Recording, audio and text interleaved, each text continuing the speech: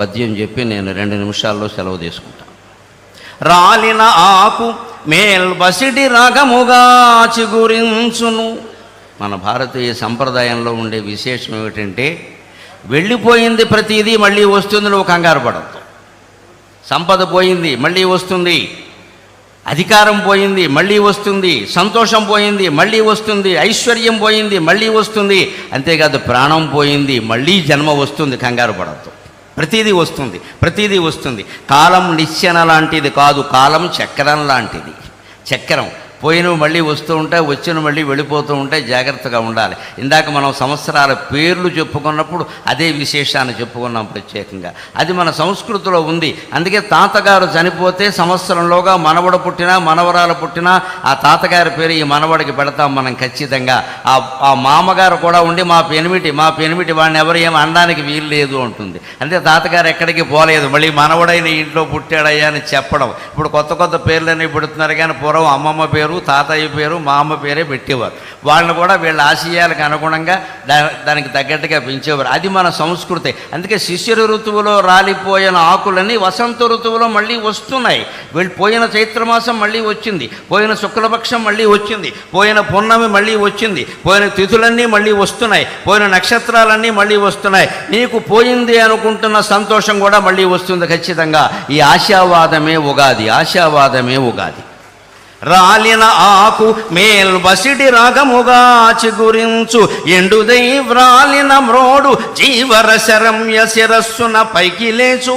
ఎండుదై వ్రాలిన మ్రోడు జీవరశరమ్య శిరస్సున పైకి లేచు. పాల్మాలిన లోకమందు అవమానము కండు ఘటిల్యనంచు, గగ్గోలుగా నేర్చెదేలా.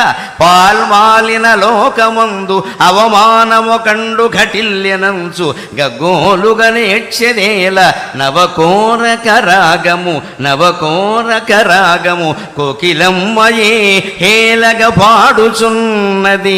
నవకోరక రాగము కోకిలమ్మయే హేలగ పాడుచున్నది. ప్రహేళికలన్ పగిలింపరమ్మికన్, ప్రహేళికలన్ పగిలింపరమ్మికన్. ఒక కుటుంబాన్ని నడిపేటువంటి మనకే పజిల్స్, ప్రహేళికల్ లాంటి సమస్యలు ఉంటాయి. ఒక రాష్ట్రాన్ని నడుపుతున్న వ్యక్తికి ఎన్నుంటాయో నాకు తెలుసు, నాకేమీ తెలియని విషయం కాదు. ప్రహేళికలు అన్నీ పజిల్స్, ఆర్థికమైనవి, మానసికమైనవి, శారీరకమైనవి, పార్టీ పరంగా ఉండేవి, ప్రభుత్వ పరంగా ఉండేవి, ప్రజల పరంగా ఉండేవి, అనేక రకాలు ఉంటాయి. వాటిని ఛేదించడానికి ఉపాయం ఏమిటంటే, రాలిన ఆకు మేల్బసిడి రాగముగా చిగురించు. చెట్టు కింద రాలిపోయిన ఆకు రాలిపోయిన 15 రోజులకు చూడు మళ్ళీ పైన చిగురాకు రూపంలో కనిపించింది ఖచ్చితంగా. అలాగే అన్నింటికీ ఆశాదీపం ఉంటుంది, ఖచ్చితంగా వెలుగుతూ ఉంటుంది. మనం దాన్ని అందుకోగలగాలి. ఎండుదై వ్రాలిన మ్రోడు జీవరశరమ్య శిరస్సున పైకి లేచు. మొదలు కూడా మిగలకుండా కొన్ని చెట్లు ఖండించేస్తారు మానవత్వం లేకుండా. కానీ ఆ చెట్టుకి ఎంత పట్టుదల ఉందంటే, నన్ను నువ్వు మొదలంటా ఖండించినా నేను మళ్ళీ చిగురు వేస్తా అని నెల తిరగకుండా అది చిగురిస్తోందండి. చెట్టు నుంచి మనం ఎన్ని పాఠాలు నేర్చుకోవాలి, చెట్టు నుంచి మనం ఎన్ని పాఠాలు నేర్చుకోవాలి. నేను మళ్ళీ చిగురిస్తా అని అంత బండరాజులా ఉండిపోయిన చెట్టు కూడా మళ్ళీ చిగురుస్తోంది ఖచ్చితంగా. అలాగే పాల్మాలిన లోకమందు అవమానము కండు ఘటిల్యనంచు, గగ్గోలుగా నేర్చెదేలా. నన్నెవరో అవమానించారు, నా గురించి ఏదో అనుకుంటున్నారు, ఇవన్నీ మనం ఆలోచించాల్సిన విషయం కాదు. విశ్వావసునామ సంవత్సరం మనకి ఇస్తూ ఉన్నటువంటి ఖచ్చితమైనటువంటి ప్రబోధం అదే. ఏది నువ్వు ఆలోచించుకో, నువ్వెవరో నీకు తెలుసు. నువ్వెవరో నీకు తెలిసినప్పుడు నిన్ను గురించి ఎవడో అనుకోవడాన్ని గురించి నువ్వు ఆలోచించాల్సిన అవసరమే లేదు. మనం ఉచ్చైశ్రవంలా బతుకుతూ ఉన్నప్పుడు ఎవడో మనం మీరు గుర్రం కాదండి గాడిద అంటే వాడి కోసం మనం ఇప్పుడు గుర్రమో గాడిదో నిరూపించుకోవాల్సిన అవసరమే లేదు. మనం ఏమిటో మనకు తెలుసు. ఆత్మవిశ్వాసం చాలా ముఖ్యం. ఆ విశ్వాసంతో నువ్వు ముందుకు దూసుకెడితే ప్రహేళికలన్ పగిలింపరమ్మికన్, అన్ని రకాల పజిల్స్, ప్రహేళికలన్నింటినీ ఛేదించుకొని మనం ముందుకు వెళ్ళగలం ఖచ్చితంగా. అటువంటి ధైర్యం రాష్ట్ర ప్రభుత్వాధినేతకి ఇప్పటికీ ఉంది. మనందరికీ కూడా అటువంటి ధైర్యం మనకు కలగాలి. ఆయన ధైర్యమే ఆయనకి శ్రీరామ రక్ష, ఆయన ధైర్యమే మనకి శ్రీరామ రక్ష. అందుకని వచ్చే సంవత్సరం విశ్వావసునామ సంవత్సరం ఆంధ్రప్రదేశ్ ప్రభుత్వానికి బాగా అవసరం కాబట్టి నిజంగానే విశ్వావసు అంటే అన్ని రకాల బంగారము లోహాలు అన్నీ ఆంధ్రప్రదేశ్లోనే లభ్యమై భగవంతుడి దయ వల్ల అన్ని రుణాలు తీరిపోయి వారు ఆశించినట్టే స్వర్ణాంధ్రప్రదేశ్గా రూపొందుతుంది అని స్వర్ణ భారత్ ట్రస్ట్ సాక్షిగా మనం భగవంతుని ప్రార్థన చేద్దాం. స్వర్ణం ఉన్న చోట స్వర్ణమే ఉంటుంది. ఇది స్వర్ణాంధ్రప్రదేశ్ సాధించాలి అంటున్నది స్వర్ణ భారత్ ట్రస్ట్లో. నాకు నిన్న ఈ ట్రస్ట్ గురించి కూడా ఒక్క వార్త నిన్ననే పేపర్లో చూసి ట్రస్టు అధిపతులకు నేను నమస్కారం చేసుకున్నా.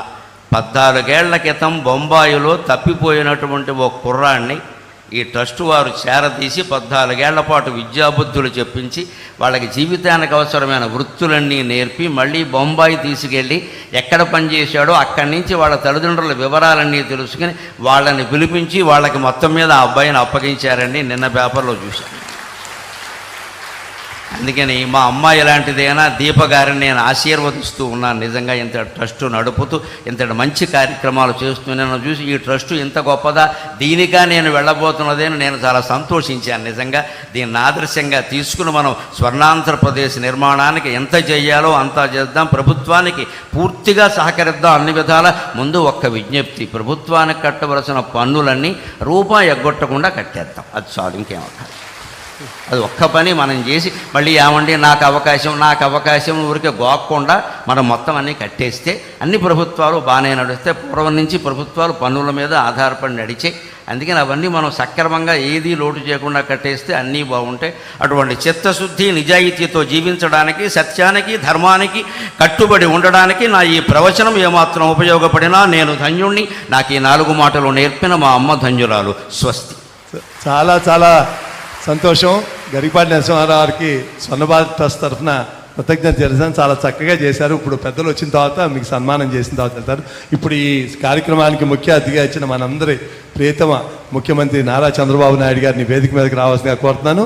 అలాగే స్వర్ణ భారతి స్ఫూర్తి ప్రదాత పెద్దలు 13వ ఉపరాష్ట్రపతి వెంకయ్య నాయుడు గారిని, అలాగే ఉషమ్మ గారిని వేదిక మీదకి రావాల్సిన కోరుతున్నాం. అలాగే కొల్లు రవీంద్ర గారిని వేదిక మీదకి రావాల్సినాం. అలాగే ఎంపీ బాలశౌరి గారిని వేదిక మీదకి రావాల్సిందిగా కోరుతున్నాం. ఎమ్మెల్యే గన్నవరం యార్లగడ్డ వెంకట్రావు గారిని, అలాగే విజయవాడ వెస్ట్ ఎమ్మెల్యే యలమంచిలి సత్యనారాయణ చౌదరి గారు, సుజనా చౌదరి గారిని వేదిక మీదకి రావాల్సినాం.